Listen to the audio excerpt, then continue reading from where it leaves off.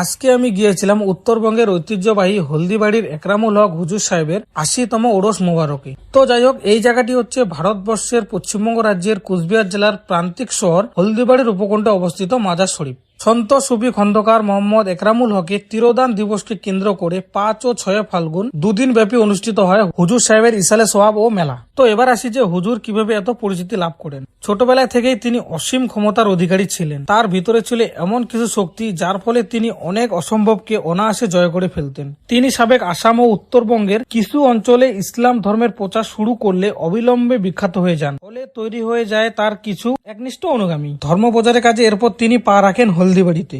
১৯৪৩ সালে এখানেই তিনি সমাধি লাভ করেন। তার পরের বছর থেকেই এই দুদিন ব্যাপী ধর্মীয় জলসা ও ইসালে সোয়াব অনুষ্ঠিত হয়। আর এই ইসালে সোয়াবকে কেন্দ্র করে যে কখন এক বিরাট মেলায় পরিণত হয় তা কেউ কখনো বুঝতেই পারেনি। হলদিবাড়ি শহরের উপকণ্ঠে অবস্থিত হুজুরে মাজার প্রাঙ্গণে প্রায় ৩৩ বিঘা জমির উপর এই মেলাটি আয়োজন করা হয়। দুদিন ব্যাপী এই মেলায় উত্তরবঙ্গের দেশ বিদেশের এক বিপুল পরিমাণ পুণ্যার্থী এখানে উপস্থিত হন। আর যেহেতু হলদিবাড়ি থেকে বাংলাদেশ বর্ডার কাছে, সেই জন্যই বাংলাদেশ থেকেও অনেক পুণ্যার্থী আসে এখানে। আর এই কদিন বর্ডারে বাংলাদেশ থেকে হলদিবাড়ি আসার বিশেষ ছাড় থাকে। আর তাছাড়াও পাশের অন্য রাজ্য আসাম থেকেও অনেক পুণ্যার্থী আসেন এখানে। সব মিলিয়ে ১০ লক্ষেরও বেশি লোক উপস্থিত হন একসাথে। হুজুরের মাজারে এসে মোমবাতি ও ধূপকাঠি জ্বালিয়ে মানত করলে সকলেরই মনের আশা পূরণ হয়। তাছাড়া কোরআন শরীফ, ছাগল, কবুতর, মুরগাও মানত করে এখানে।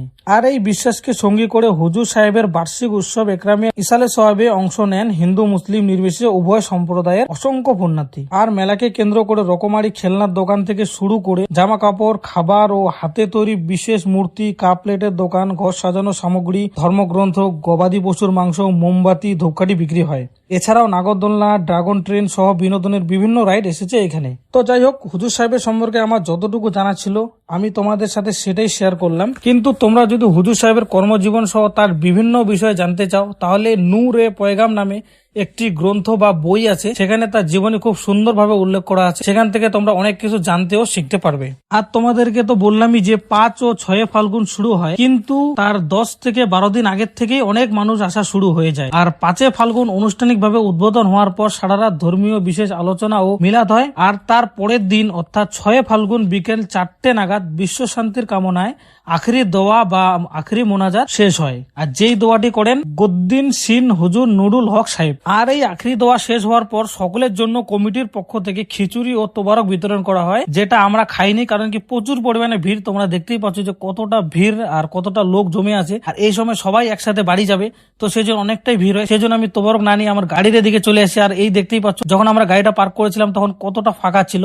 আর জাস্ট দেখতেই পাচ্ছ এখন কতগুলা গাড়ি। তো যাই হোক, আমরা তো পার্সোনাল গাড়িতে আসি বা প্রাইভেট গাড়িতে আসি, সেই জন্য আমাদের কোনো অসুবিধা হয়নি। কিন্তু অনেক লোক এমন আছে যে তারা পার্সোনাল গাড়িতে আসতে পারে, সেই জন্য তাদের কথা চিন্তা করে এনবিএসটিসি এর চেয়ারম্যান পার্থপ্রতিম রায় হলদিবাড়ি রুটে 16টি বাস দিয়েছেন। এর মধ্যে জলপাইগুড়ি ডিপো থেকে 10টি, মাথাভাঙ্গা থেকে 2টি এবং চেংড়াবান্ধা থেকে 4টি বাস নামানো হয়েছিল। বাস চালক ও কন্ডাক্টর মিলিয়ে 50 জন কর্মীকে বহাল করেছেন। তো যাই হোক, এই ছিল আজকের আমার ছোট্ট একটা ভিডিও। আর আজকে আমি কি খেলাম, কিভাবে গেলাম, এইসব না দেখিয়ে আজকে তোমাদেরকে যেটা হুজুরবার সম্বন্ধে আমার যতটুকু জানা ছিল বা যতটুকু ধারণা ছিল সেটাই তোমাদের সাথে শেয়ার করলাম। আর যদি এখানের মধ্যে কিছু জিনিস মানে ভুল হয়ে থাকে বা ভুল আমার বলা হয়ে থাকে, তো অবশ্যই খারাপ মন্তব্য না করে তোমরা কমেন্ট করে জানাতে পারো। কারণ কি, কমেন্ট করে জানালে আমি আরও অনেক কিছু শিখতে পারবো। আর আমি এর আগে ইউটিউবে অনেক সার্চ করেছি ভিডিও, যে হুজুরবার সম্বন্ধে কিছুই নেই, খালি যারা যারা যায় তারা খালি বলে যে কিভাবে যাচ্ছি, কত ভিড়, কতক্ষণ দোয়া, এটাই বলে, তাছাড়া কিছুই বলে না। আমার যতটুকু নলেজ ছিল তো সেইটাই তোমাদের সাথে শেয়ার করলাম।